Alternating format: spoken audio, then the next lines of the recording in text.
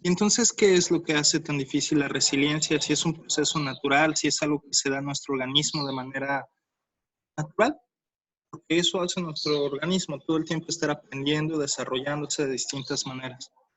Pues una de las teorías o uno de los enfoques que manejamos es que lo difícil está en que más allá de nuestro instinto, más allá de nuestra naturaleza, más allá de lo que naturalmente somos, también somos seres sociales, también somos seres desarrollados, que hemos desarrollado un montón de cosas, entre ellas nuestras emociones. En este desarrollar nuestras emociones, pues resulta que se han convertido no solamente en una sensación corporal que nos hacen responder desde el ataque y la fuga, sino que se van convirtiendo como en ese caldito en el cual nos vamos cocinando de manera paulatina. Hay una expresión que me gusta utilizar que es el estado emocional basal. Es decir, ¿cuál es la base del estado emocional en el que te mueves? Es café, es té verde, de manzanilla, de 7 flores, de azahar, de hierbabuena. Es decir, ¿cuáles son las emociones que preponderantemente se viven en ti a lo largo del día, desde las cuales interpretas el mundo? Las emociones no son buenas ni malas, no son positivas y negativas, son emociones y cada una de las emociones tiene una razón de ser. La razón de ser específica de las emociones, como lo hemos dicho en otros momentos, es avisarte que hay una necesidad de fondo. Las emociones llamadas negativas están avisando que hay una necesidad no satisfecha. Y las llamadas emociones positivas están diciendo que hay una necesidad que ya fue satisfecha. De esta manera, entonces, las cosas tendrían que ser más o menos similares y fáciles y manejables, ¿no? Sin embargo, no siempre es así, porque de pronto nos resulta que nuestras emociones se convierten en un riesgo, en un daño, en algo que queremos rechazar y que no quisiéramos sentir, porque no nos enseñan a vivir. Por eso es importante retomar el enfoque de resiliencia en tiempo real. Resiliencia en tiempo real nos dice que de manera instintiva, de manera natural, lo que todo el tiempo está tratando de hacer nuestro cerebro para ayudarnos a sobrevivir y salir adelante es identificando cuál es el detonante, cuál es el riesgo. En algunos casos, sobre todo cuando la mente es ansiosa, todo el tiempo está buscando riesgos por todos lados. Sonó no sé qué. Entonces, ¿qué tal que sale mal esto? O salió esto, o el dibujo, o esto, o qué tal que, entonces, qué tal que nos pasa como en el libro fulano, o yo leí no sé dónde. Y entonces, cuando una mente es demasiado ansiosa, lo que va a buscar es anticiparse todo el tiempo a encontrar los detonantes, los riesgos y a tratar de controlarlos. Sin embargo, no siempre es posible porque lo que sucede, que vamos a ver ahorita más adelante, es que nos secuestra esa emoción, así nos llena por completo como un sonido de una motocicleta pasando, nos llena la emoción y no nos deja pensar en otras cosas, nos distrae de otras capacidades de observar. Cuando hacemos esto desde nuestra sabiduría, desde un lugar de ecuanimidad, podemos identificar el riesgo y evaluar de una manera real el posible o el probable impacto. Saber que hay algunas cosas que son más peligrosas que otras. Saber que hay algunas cosas que es posible que sucedan, pero poco probable que sucedan. Y entonces podemos empezar a diferenciar y a ver, ¿es posible que yo me contagie de alguna enfermedad? Sí, sí es posible. ¿Qué tan probable es? Bueno, pues tengo un sistema inmunológico alto, hago ejercicio, duermo mis horas, me alimento bien, tengo protocolos de higiene y cuidado que son los indicados como protocolos de bioseguridad para disminuir los riesgos. Entonces, aunque sea posible, va disminuyendo la probabilidad que yo me contagie. Después de hacer esto, pues obviamente voy a identificar los recursos. Ok, ¿en qué parte es donde me falta? Me está faltando lavarme bien las manos. ¿Qué recursos tengo para lavarme bien las manos? Tengo jabón, tengo agua, tengo el conocimiento de cómo se deben lavar las manos, porque son 20 segundos que se sugieren. ¿Qué recursos tengo para hacerlo? ¿Tengo cubrebocas? ¿No tengo? ¿Cómo lo hago? ¿Lo puedo hacer en casa? ¿Lo puedo comprar? ¿Qué recursos tengo? Entonces, a partir de identificar cuál es este riesgo, ver si es posible o probable, cuáles son las áreas que podría lastimar, entonces podré identificar mis recursos para poder elegir la respuesta más cómoda, más práctica, más económica para sobrevivir, para seguir, para salir en resiliencia. Esto es lo que generalmente ocurre cuando tenemos una higiene mental constante y cuando nos hemos practicado y entrenado una y otra vez para poder discernir el pensamiento real, aquellas distorsiones cognitivas que nos lo impiden. Y las emociones en sí mismas no son distorsiones cognitivas, pero se pueden detonar por las distorsiones cognitivas, pueden fortalecer o profundizar alguna distorsión cognitiva. Una distorsión cognitiva es como entender algo no real como si fuera real. Y una de las más comunes, por ejemplo, es la generalización. Pensar que si algo está mal en este momento, va a hacer que todo esté mal.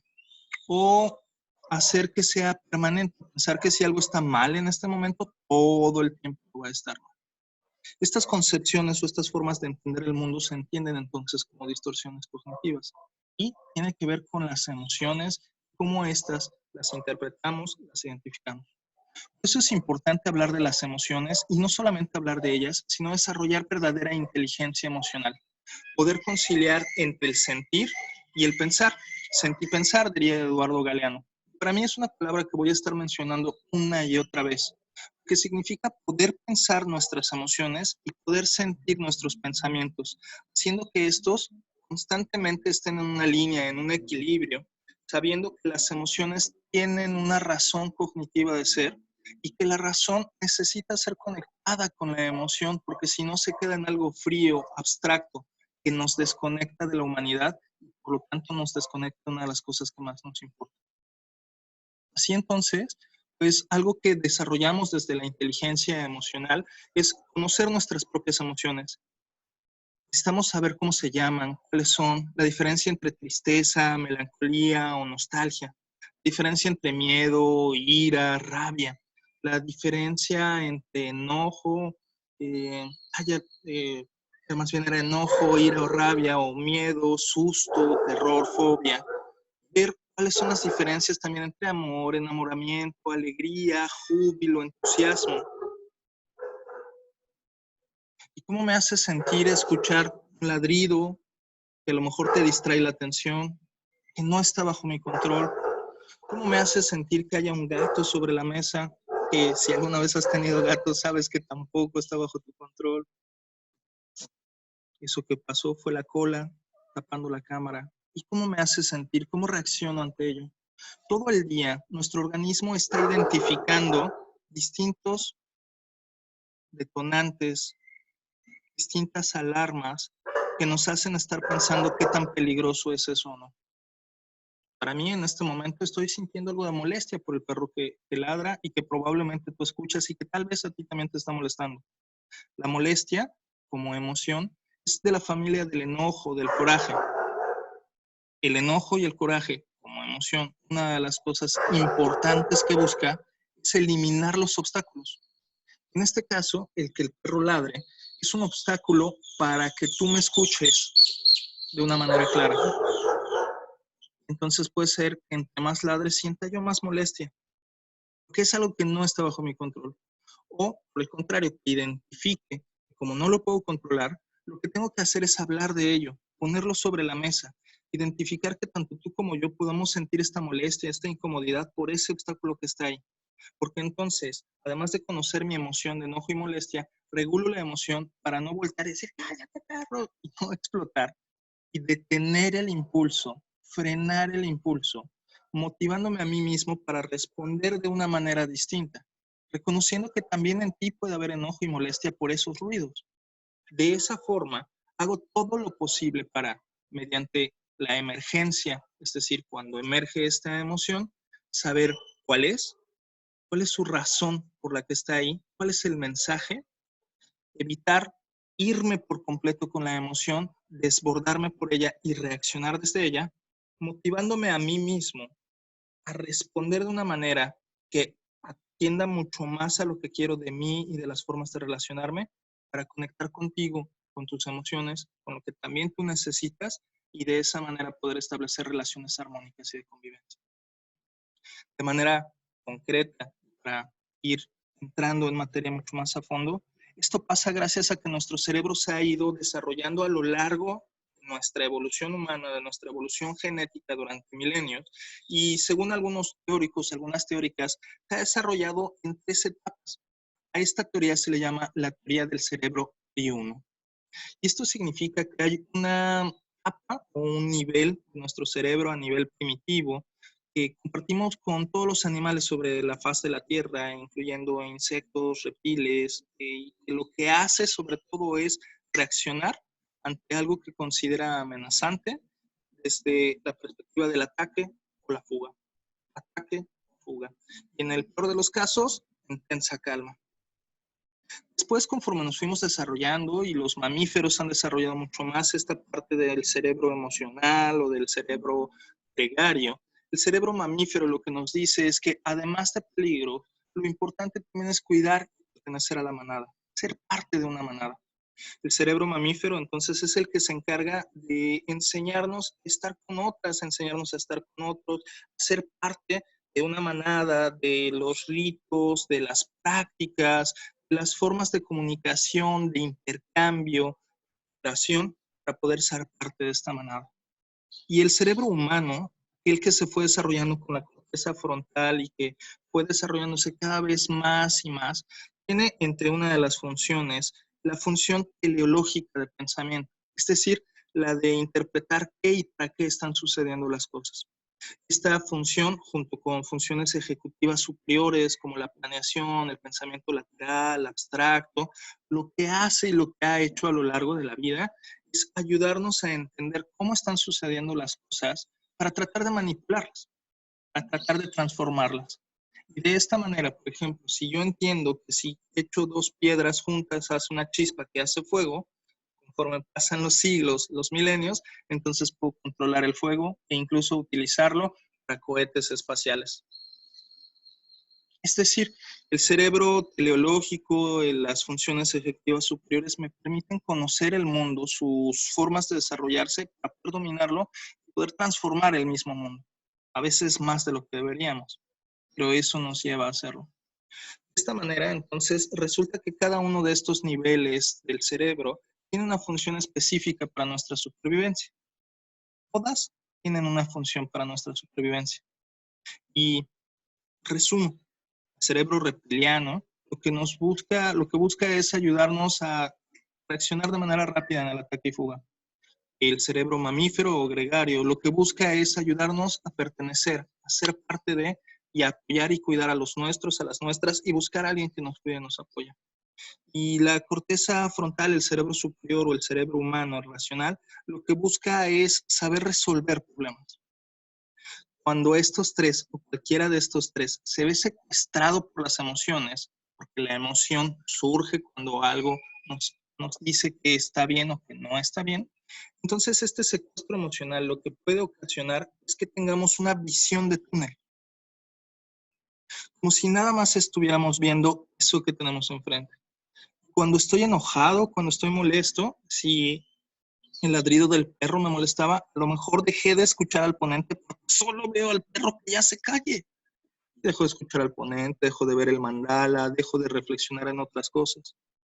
A lo mejor si estoy muy triste por la pérdida de un ser querido, solamente pienso en la pérdida de mi ser querido. Se me dificulta pensar en los momentos buenos, en la alegría, en la esperanza, en esas cosas que estuvimos compartiendo. Se me dificulta pensar en un futuro sin esta persona, en la posibilidad de crear nuevas experiencias sin esta persona. Y en ese momento me quedo con esta visión de túnel. Esta visión de túnel, en términos científicos, también se le conoce como periodo refractario, porque así como los caleidoscopios que reflejan una imagen una y otra vez, el periodo refractario lo que hace es reflejar una emoción una y otra vez, tratando de que lleves tu atención a aquello que hace mal. Es como el dolor físico, ¿sabes? Si no existiera el dolor físico, muchas veces no te darías cuenta que tienes una astilla enterrada, o que tienes un absceso compuesto, o que tienes un hueso roto o un diente picado.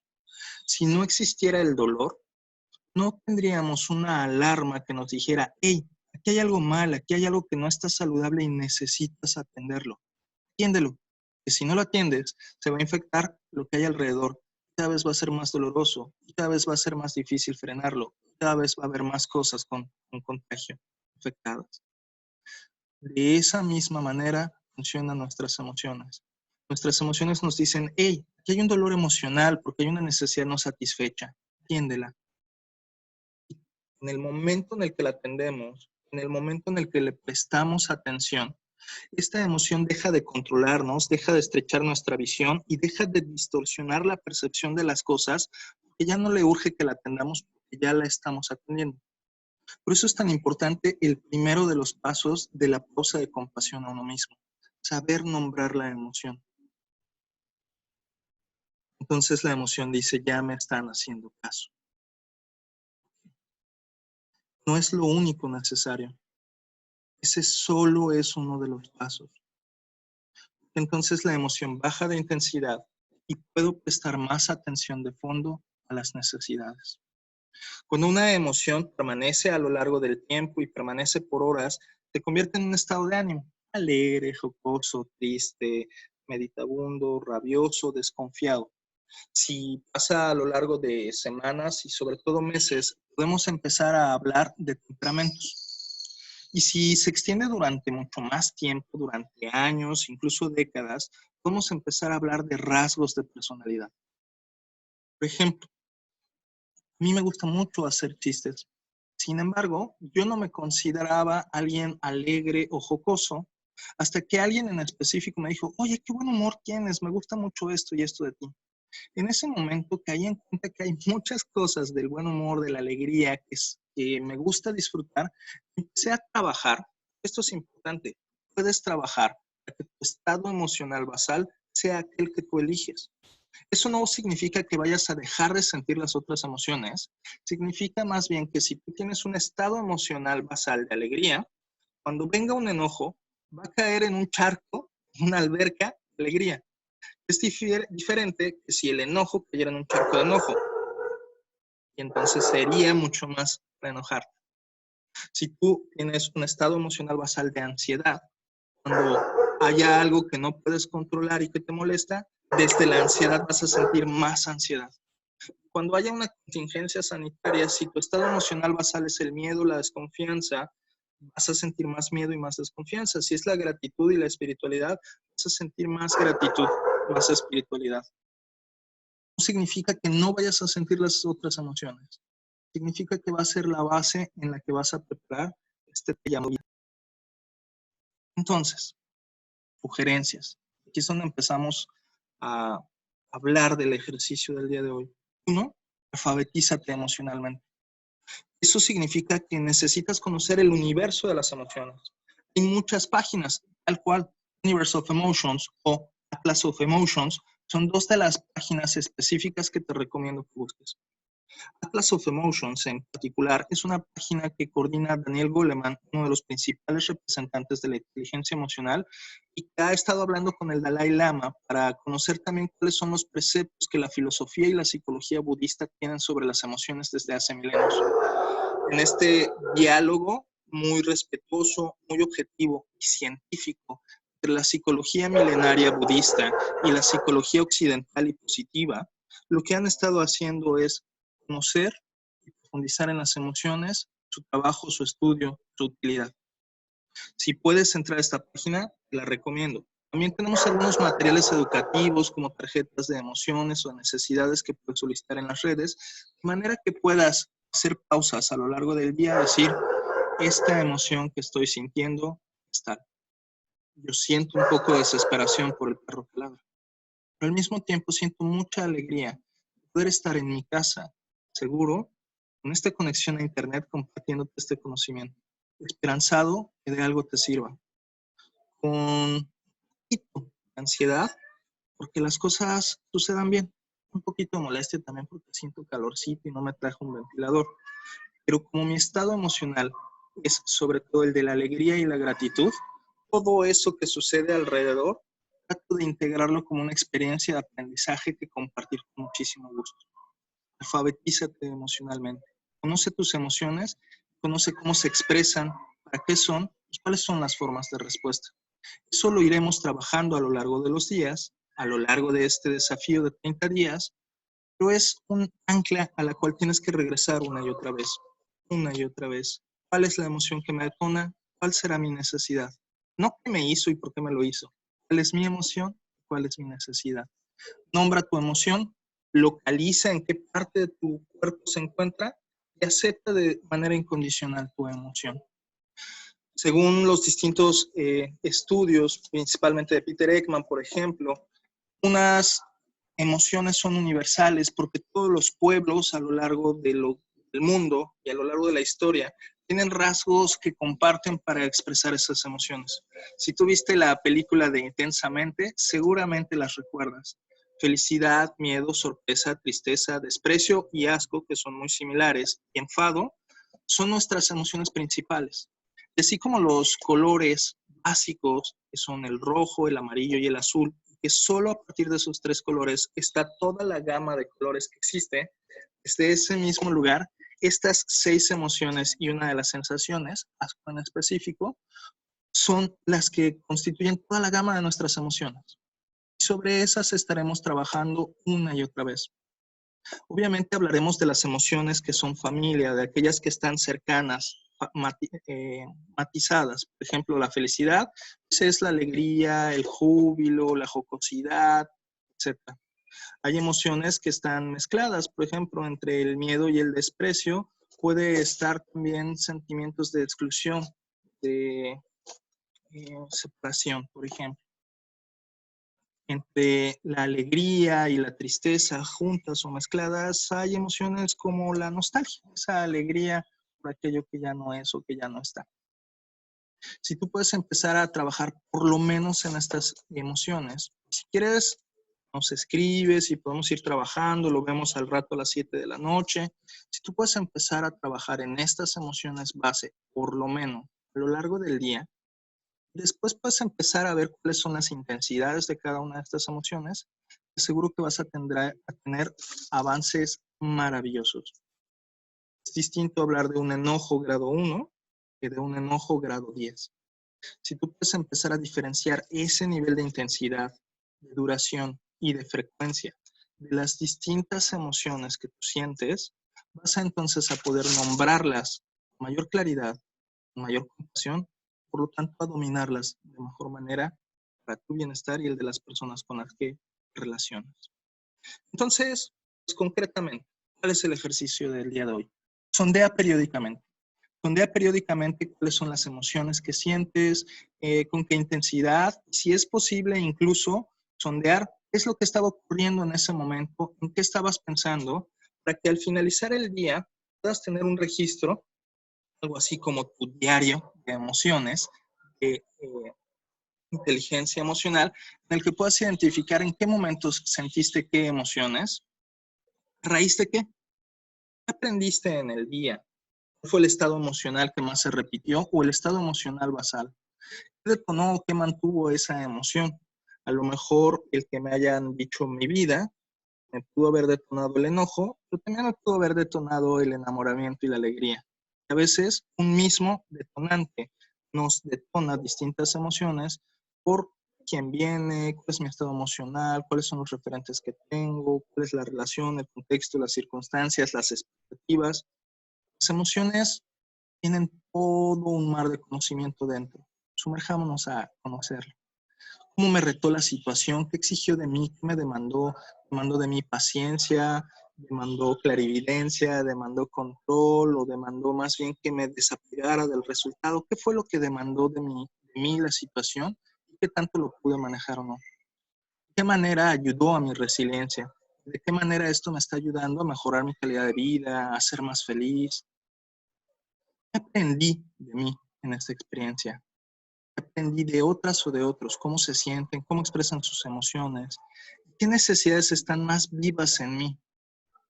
Esto de las necesidades el día de hoy, no te voy a dar material porque ya es mucho trabajo para un solo día.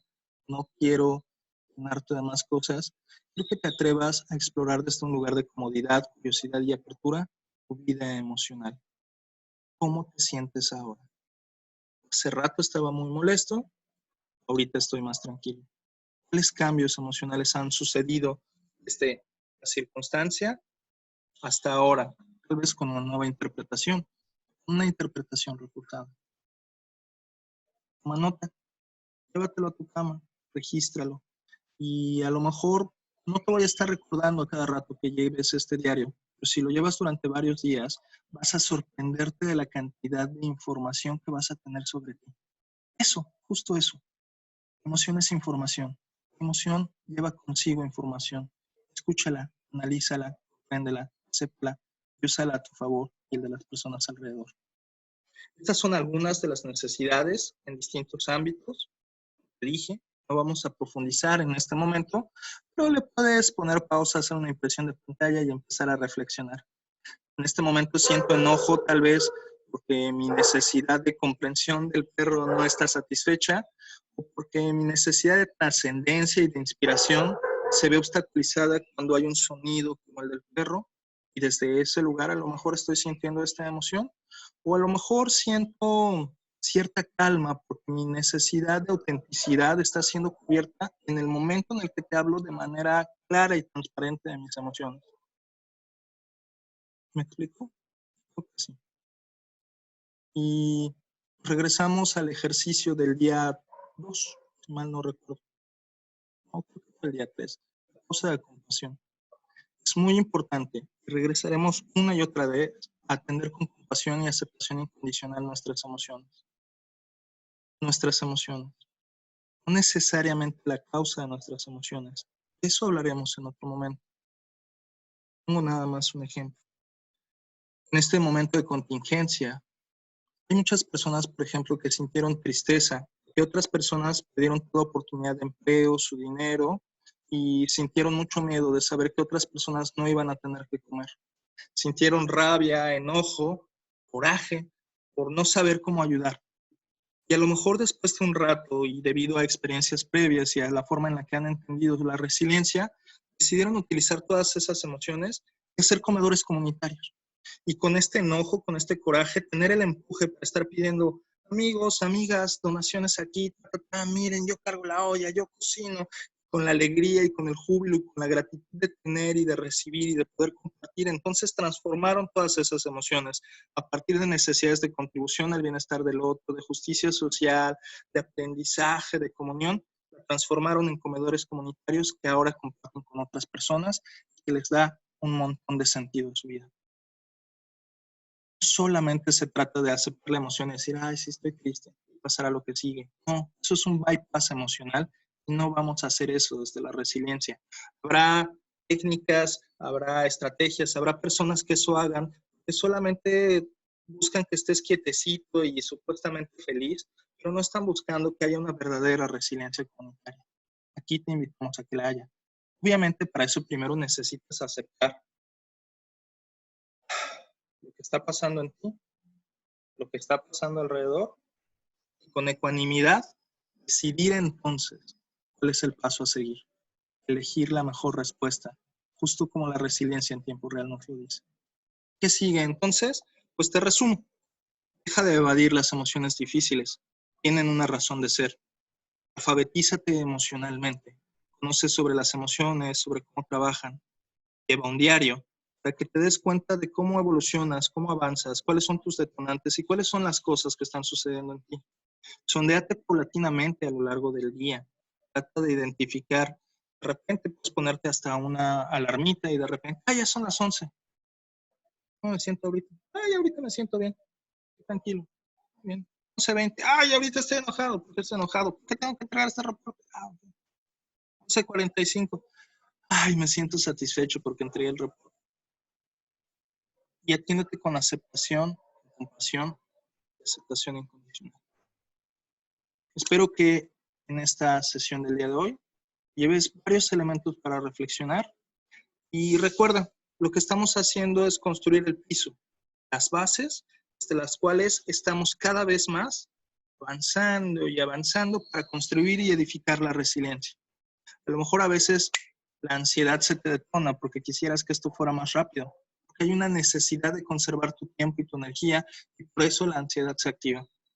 ¿Fijas? La ansiedad también tiene razones muy importantes y muy bonitas de existir.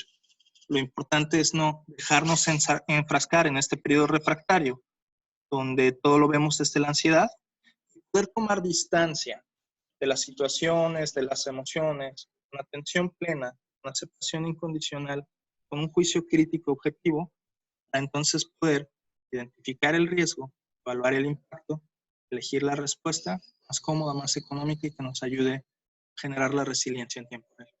Soy Fernando Nieto, desde Playa del Carmen. Gracias por escuchar.